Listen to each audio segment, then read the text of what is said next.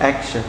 Assalamualaikum Ibu. Waalaikumsalam. Nah teman-teman, kita lagi bareng-bareng sama teman dari kampus Universitas Widya Husada Semarang. Nah kali ini saya akan bertanyakan beberapa pertanyaan. Kalau boleh tahu nih Bu, profil dari Universitas Widya Husada ini seperti apa nggih? Iya. Terima kasih Mbak. Saya akan menjelaskan. Jadi Universitas Widya Husada ini sebenarnya yang tadinya itu Sekolah Tinggi Ilmu Kesehatan Widya Husada Semarang. Program studi kami itu dulu hanya khusus untuk kesehatan. Pada bulan April 2020 SK untuk universitas di tempat kami turun dengan penambahan 3 program studi non kesehatan. Di universitas kami itu ada 2 fakultas. Yang pertama Fakultas Kesehatan dan Keteknisian, itu terdiri dari D3 Perawat, D3 Teknik Ronsen, D3 Refraksi Optisi, D3 Teknik Elektronik, dan D3 Fisioterapi. Sedangkan fakultas yang kedua adalah Fakultas Keperawatan, Bisnis, dan Teknologi. Ada S1 Keperawatan dengan profesi nurse, ada S1 Informasi Medis, ada S1 Manajemen, ada S1 Kewirausahaan, dan S1 Sistem Teknologi Informatika. Alhamdulillah saat ini kami ada di Jalan Subali Raya nomor 12 Rakyat Semarang. Ini bisa saya tambahkan ya. Jadi Universitas Widya Husada Semarang itu mempunyai visi menjadi universitas yang mampu bersaing di tingkat nasional maupun internasional pada tahun 2040 di bidang ilmu-ilmu kesehatan, karena memang basic sebelumnya kami adalah dari prodi-prodi kesehatan ya, dengan berwawasan kewirausahaan didukung teknologi informasi. Jadi yang sebelumnya ketika sekolah tinggi itu hanya rumpun ilmu kesehatan saja, setelah jadi universitas kita menambah prodi-prodi yang bisa mendukung prodi-prodi kesehatan untuk bisa berwirausaha. Jadi nggak hanya untuk jadi karyawan aja baik di rumah sakit apa-apa. Nanti harapannya lulusannya itu bisa berwirausaha secara mandiri, tentunya didukung dengan adanya teknologi informasi. Dan tenaga pengajar di sana juga sudah tersertifikasi ya, baik tersertifikasi sebagai dosen, di mana sekarang kan dikatakan dosen berkualitas atau sudah tersertifikasi. Selain itu juga tersertifikasi dari segi keprofesiannya ya. Keprofesian di sini kan ada profesi perawat, profesi elektromedik, dan macam-macam yang lainnya. Itu mungkin. Nah tadi kan belum perkenalan. Mohon untuk memperkenalkan diri dulu Bu. Ibu namanya siapa dan Ibu pihak kampus yang mengurusi hal-hal seperti apa? Terima kasih. Itulah saya Ibu Dian Purwaningrum. Saya sebagai Ketua Penerimaan Mahasiswa Baru, sekaligus saya Kaprodi dari S1 Manajemen. Buning. Saya Sri Wahyuni, kebetulan salah satu staf pengajar di sana.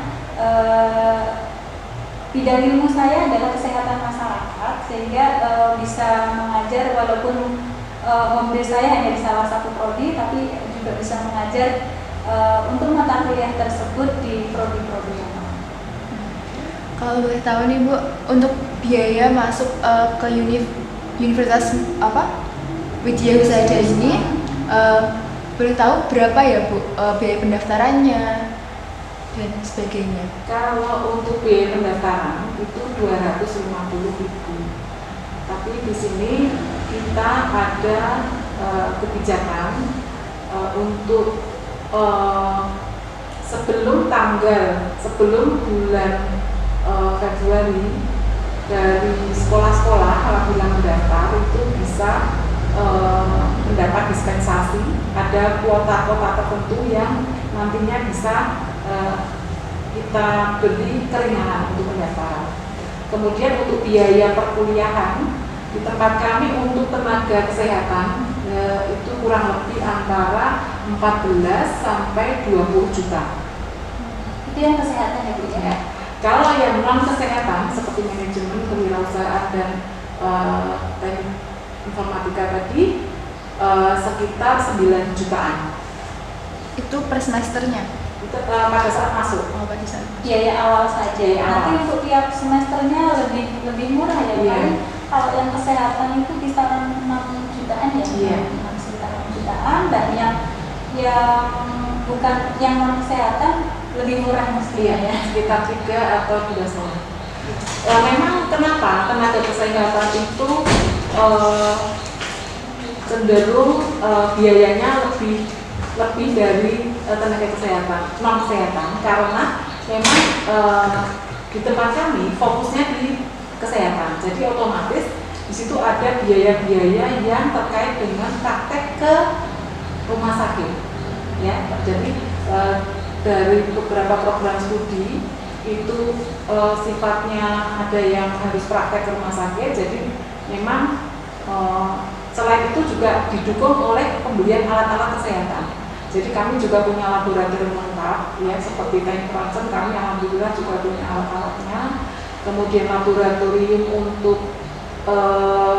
keperawatan, kita punya mini hospital. Jadi mini hospital itu semacam rumah sakit kecil yang nantinya sebelum mahasiswa terjun ke rumah sakit, dia nanti belajar dulu di kampus dengan situasi rumah sakit atau di laboratorium yang disebut mini hospital tersebut.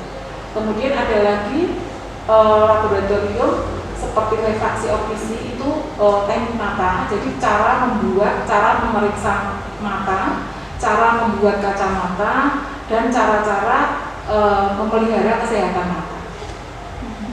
Bisa saya tambahkan, tapi biaya sebesar itu untuk di awal itu nggak langsung cash ya.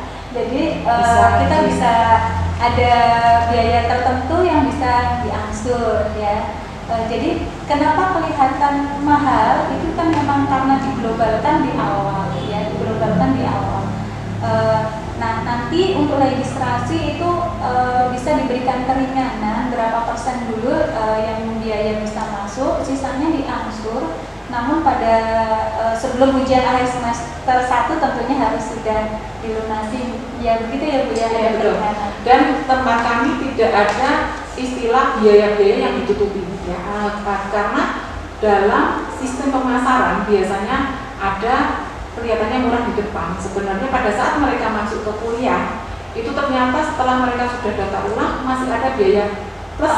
Tapi kalau tempat kami tidak ada ya. Tidak ada dusta di antara kita yang ini. Sudah include semua. Iya, gitu. Nah, untuk akreditasi nih Bu, kalau boleh tahu setiap fakultas akreditasinya itu berbeda atau sama? Oke, saya jelaskan ya Bu ya. Karena memang baru universitas itu baru April ya SK turun. Kalau akreditasi sebelum jadi universitas kita memang gabungan dari 3 institusi ditambah ada tambahan prodi S1 baru ya. Jadi sebelumnya 3 institusi itu akreditasinya B, selanjutnya bergabung menjadi universitas. Nah setelah menjadi universitas itu butuh apa ya? Untuk data migrasi itu dalam proses, sehingga untuk proses akreditasinya pun kita masih proses semua. Tapi ya insya Allah ya kalau basicnya adalah B, hanya proses pembaruan saja, karena secara hukum legalitasnya berubah menjadi universitas, insya Allah minimal B tetap bisa kita pegang ya, karena basicnya juga semuanya sudah B. Begitu. Hanya mungkin yang prodi baru, ya. Prodi baru karena baru tahun ini kita mulai ada mahasiswa, tapi kita selalu untuk prodi baru ya untuk memberikan apa ya, mahasiswanya nanti sebelum lulus itu selalu harus sudah terakreditasi. Ya, memang aturan dari perizinan. Jadi pada saat prodi baru itu memang kita 2 tahun itu izin operasional. Memang seperti itu, di mana-mana seperti itu. Itu ya. Iya. Nah, kalau untuk kos maupun asrama, kalau boleh tahu di sana ada asrama atau gimana Bu? Kalau asrama kita belum, karena mahasiswa kita ini Ribuan ya. ribuan ya. Kemudian sangat repot karena beberapa program studi. Jadi sementara kami tidak ada asrama, tapi kalau untuk kos itu saya jamin dekat-dekat ya, di depan kampus sudah tempat kos, karena lingkungan dari kampus kami adalah perumahan, jadi perumahan rakyat. Jadi di situ banyak sekali tempat kos yang relatif lebih Bervariasi lah tergantung ya. keinginan mahasiswa ya, dari yang inginnya murah bisa join sama temennya ada, tergantung fasilitas yang diinginkan. Mau dari yang satu kamar sendiri ber-AC juga ada ya Bu ya, bervariasi. Tapi saya pikir kalau untuk tempat kos itu di sana saya pikir sudah tersedia ya, karena kita di sana itu sudah sejak tahun 2004 ya, di bangunan itu sudah sejak dari 2004 sebelum menjadi universitas. Jadi masyarakat sana juga sudah menyediakan area kos yang itu sudah menjadi lahan bisnis juga bagi masyarakat sekitar, untuk menyediakan kos maupun tempat makan ya, sehingga mahasiswa kebutuhannya bisa terpenuhi. Jadi teman-teman nggak usah khawatir ya Bu, kalau mereka mau cari kos. Iya, boleh juga minta bantuan di sana. Ada ya, Pak Satpam itu kebetulan ada juga yang masyarakat situ, nanti bisa membantu untuk mencarikan. Dan kita juga bisa bantu. Sama prasarana banyak Mbak di situ, misalnya untuk warung makan murah meriah bersih ada. Kemudian laundry ada, di sekitar itu banyak sekali. Jadi untuk kekhawatiran nanti di sana jauh dari tempat rumah makan atau warung makan atau tempat laundry tidak ada. Jadi semua di daerah situ banyak bisnis-bisnis seperti itu yang ada di lingkup kampus. Tempatnya juga saya kira di tengah perkotaan ya, dekat dengan perkotaan, cuma nggak di sini karena tidak di pinggir jalan raya. Jadi untuk istirahat ataupun untuk proses belajar. Subali Raya itu pintu tol Krapiak 200 meter dari situ. Jadi lebih kalau mau kemana-mana dekat. Jadi teman-teman nggak usah. Jadi teman-teman nggak usah khawatir mau kemanapun mereka. Nah, untuk kalau boleh tahu nih Bu, jalur masuk Universitas Widya Usada ini apa saja nggih? Mohon dijelaskan. Jalur masuknya. untuk pendaftaran ya. Yang pertama ada reguler. Jadi reguler itu ya umum ya melalui jalur tes ya, jalur tes. Tapi kalau kita di awal-awal gini kan belum ada kelulusan ya, mending saya sarankan pakai jalur yang semacam prestasi di bidang akademik ya. Jadi bisa pakai nilai rapor semester 1 sampai 5 ya, tinggal kopi rapor diorganisir ya. Jadi nanti nggak pakai seleksi, sudah nilainya nilai itu tinggal tes kesehatan. Kalau reguler kita juga bisa layani baik secara online maupun offline ya. Jadi untuk offline kita layani 1 hari selesai. Jadi kalau mau tes kesehatannya di sana sekalian itu juga bisa. Oh iya, itu karena ya. Untuk yang jalur kesehatan karena kita mewajibkan untuk ada tes kesehatan ya, karena memang terutama buta warna, tinggi badan tertentu ya, untuk prodi-prodi tertentu ada syaratnya. Tapi kalau yang umum saya kira nggak masalah. Jadi kalau berikutnya ada jalur beasiswa, di mana kita salah satu prodi itu ada kerjasama dengan perusahaan yang optik ya Bu ya. Jadi optik Melawai dan optik Seis. Jadi itu ada jalur beasiswa dari perusahaan tersebut. Jadi nanti biaya pendidikan ada yang ditanggung 100%, ada yang 80% ya. Dimana nanti setelah mahasiswa tersebut lulus akan langsung disalurkan bekerja di salah satu cabang perusahaan tersebut, optik Seis maupun optik Melawai tersebut. Jadi bagi yang kesulitan biaya akan sangat terbantu. Saya tambahkan sedikit untuk beasiswa ini seperti ikatan dinas Mbak. Jadi seperti pada saat mereka nanti mengikuti seleksi beasiswa itu seperti melamar pekerjaan. Setelah mereka diterima itu nanti kan ada tes. Setelah diterima sebagai beasiswa, penerima beasiswa, dia selama 3 tahun karena D3 referensi admisi ini dia dibiayai, ada yang 100%, ada yang 80%. Kemudian nanti setelah lulus langsung ditempatkan. Jadi dia langsung otomatis sebagai karyawan optik SIS atau optik Melawai tersebut. Optik tersebut tidak kecil loh Mbak, ini kan optik-optik besar yang ada di seluruh Indonesia. Jadi mereka harus siap tempatkan dimanapun dengan standar gaji yang UMR, dengan tunjangan-tunjangan dan lainnya, itu mereka nanti ikatannya seperti itu. Berarti prospek kerjanya sudah terjamin. Iya. Tidak hanya itu Mbak, kalau prospek kerja kita bicara prospek kerja tidak hanya di optik SIS, di prodi-prodi yang lain seperti perawat, elektromedik, kemudian fisioterapi ini di tempat kami itu mereka masa tunggu rata-rata hanya nggak sampai 1 tahun mereka bisa bekerja. Malah kita ada kerjasama dengan rumah sakit Hermina, rumah sakit Boromeus, rumah sakit Pantai Indah Kapuk Jakarta, rumah sakit Pondok Indah Jakarta. Itu mereka pada saat tingkat 3 atau tingkat akhir atau S1 itu mereka sudah tingkat akhir, itu mereka sudah mulai ada semacam seleksi perekrutan. Jadi mereka sebelum lulus mereka ikut seleksi Mbak. Nah, jadi mereka nanti nunggu setelah seleksi itu macam-macam, ada ujian wawancara, ujian tertulis dan lain-lain. Kemudian nanti setelah diterima, mereka nanti istilahnya mereka sudah pasti setelah wisuda mereka langsung bekerja. Begitu. Selain itu mungkin bisa saya tambahkan untuk dari pengalaman-pengalaman yang sudah alumni di sana. Itu dari perawat ada juga yang sudah bekerja di Jepang ya Bu. Iya, betul. Jadi ada juga karena dulu ada semacam kerjasama G2G ya. Iya, G2G. Jadi ada seleksi untuk bekerja sebagai perawat di Jepang. Jadi kalau yang lolos seleksi nantinya akan ada pelatihan di mana pelatihan tersebut gratis ya, gratis. Kalau karena kan Jepang budayanya berbeda sehingga perlu dibekali itu untuk bekerja di sana kan asik ya.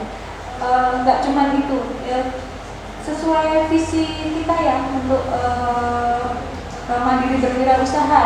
Saya contohkan prodi fisioterapi ya Bu ya. Prodi fisioterapi di mana itu bisa selain bekerja di rumah sakit bisa berwirausaha sendiri, di mana tenaganya itu banyak yang membutuhkan. Semacam misalnya orang stroke ya, orang stroke itu pemulihannya lama ya, pemulihannya lama butuh perawatan, nggak mungkin harus dibawa ke rumah sakit, itu juga repot. Bisa dipanggil untuk ahli fisioterapi untuk terapi latihan semacam itu. Juga ada juga yang bekerja jadi tim fisioterapinya PSIS ya, PSIS di Semarang ya. Jadi dari alumni kami. Jadi kemanapun tim sepak bolanya ini latihan itu mendampingi sehingga harus ada terapi latihan agar nggak cedera. Terus kalau ada cedera yang menangani kan tim fisioterapi itu di antaranya, sehingga nggak selalu hanya jadi karyawan.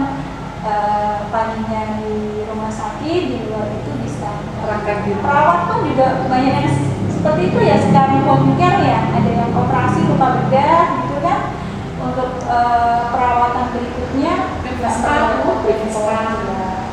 buka baby spa seperti itu. Nah itu nanti ada ilmu tambahan ya, yang mendukung untuk kewirausahaan yang kita include-kan di sini. Action. Kalau boleh tahu nih Bu, mungkin untuk para calon mahasiswa baru, tanggal pendaftarannya tanggal berapa nggih? Dan untuk gelombang-gelombangnya mau dijelaskan? Ya, terima kasih. Ini untuk pendaftaran, ini gelombang 1 itu sudah September sampai Desember kemarin. Itu sebenarnya ada diskon untuk waktu 50%. Kemudian gelombang 2 itu Januari sampai April. Ini kesempatan ada diskon uang gedung 25%. Kemudian gelombang ketiga itu Mei sampai Agustus 2021. karena September harus sudah mulai tahun ajaran yang baru ya. Atau mungkin nanti bisa buka di webnya ya, ada PMB ya, pmb.unhs ya. Itu bisa dibuka, di situ informasi jelas kalau pendaftarannya seperti apa, tata caranya seperti apa, bisa diakses di webnya. Ya, kami tunggu supaya bisa bergabung dengan Universitas Widya Usada Semarang. Nah teman-teman, jadi kalau untuk informasi yang lebih lanjut, mohon diulangi Bu untuk websitenya. pmb.uhs.ac.id. Nah, untuk tips and trick nih Bu, masuk ke Universitas Widya Usada ini seperti apa? Tips and triknya? Sebenarnya untuk masuk saya kira mudah Tinggal niatnya.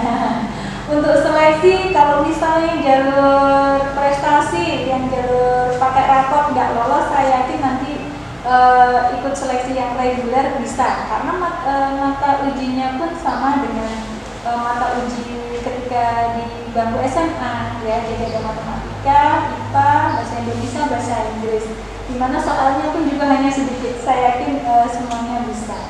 Dan nanti kalau misalnya gagal itu boleh kok, bisa diulang ya. Jadi gagal, bisa belajar dulu, nanti masih boleh nggak sih daftar lagi, boleh. Jadi kalaupun misalnya nanti ada ketika mengerjakan soal itu ada yang salah, itu nggak menguranginya, jadi nggak terlalu memberatkan sekali. Saya ini pasti bisa. Sedikit saya akan tambahkan bahwa sekarang di era globalisasi dan kita ini mahasiswa atau anak-anak SMA kelas 3 ini, teman-teman SMA kelas 3 ini, sekarang kita ditantang, kita ke depan mau kemana. Jadi kalau kita melakukan studi di prodi yang jelas ya, sebagai profesi yang jelas, insya Allah ke depan itu masa depan jelas. Jadi misalnya keperawatan, dia pasti akan jadi perawat ya, meskipun nanti dia bekerja di tempat lain, itu bisa berupa PNS, bisa swasta, bisa entrepreneur ya, bisa mandiri. Tapi yakinkan bahwa kita ini mau kemana, kita ini nanti masa depan kita tuh mau kemana, dan setelah lulus itu kita akan bekerja di mana ya. Ini triknya itu kita harus memantapkan diri, kita mau ke arah kemana gitu aja. Terima kasih. Untuk keunggulan nih Bu, kenapa sih harus di Universitas Widya Usada ini teman-teman semua? Terima kasih. Sebenarnya kami ini program studi ada beberapa yang langka, Mbak. Jadi seperti fisioterapi ini mungkin memang di Jawa Tengah agak langka ya Bu ya, ada beberapa. Kemudian elektromedik ini di Jawa Tengah juga hanya 2. Kemudian refraksi optisi mungkin hanya 2. Jadi sedangkan di rumah sakit ini sangat banyak membutuhkan tenaga kesehatan dengan profesi yang ada di tempat kami. Jadi kami ini program studi yang paling banyak, variasinya banyak sekali. Variasi di bidang kesehatan ya. Salah satu perguruan tinggi yang variasi prodi kesehatannya itu termasuk paling banyak. Ya, jadi yang langka-langka ya tadi yang disebutkan, ada elektromedik, ronsen, fisioterapi itu jauh. Jadi mungkin kalau yang dekat-dekat dengan Semarang bisa jadi satu pilihan. Dan di samping itu peluang kerjanya juga masih luas, karena satu yang elektromedik itu malah satu Indonesia itu dulu masih 10, baru 10. Jadi untuk peluang kerjanya memang lumayan luas. Nah, jadi untuk mereka yang sudah lulus, ketika mau bekerja itu tidak usah khawatir nih Bu. Sudah diarahkan dari sananya. Betul. Iya, ada job karir juga ya. Jadi kita ada himpunan alumni ya, ada himpunan alumni, dan kita punya kerjasama setiap rumah sakit atau instansi-instansi yang membutuhkan itu infonya akan selalu kita share ke alumni, sehingga alumni yang belum bekerja itu bisa dapat informasi-informasi tersebut untuk mencobanya.